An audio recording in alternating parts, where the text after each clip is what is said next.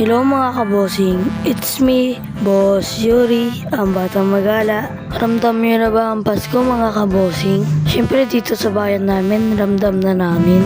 Iba talaga pag-iwa ang mga kabosing.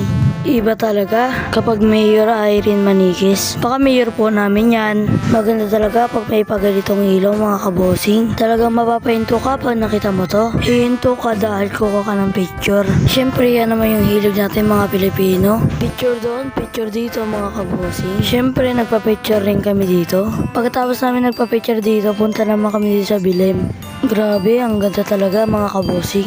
Ang galing naman po yung nag-decor nito. Talagang pinag-isipan po na mabuti.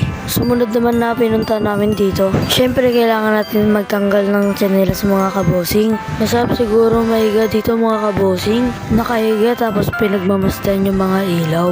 Naumak talaga ako dito sa paisar ni Nanay Irene. Para siyang falling star mga kabosing. Star na nahulog sa bayan ng iba mga kabosing. Ano pang hinihintay nyo mga kabosing? Gala na kayo dito. Salamat sa panonood. Bye!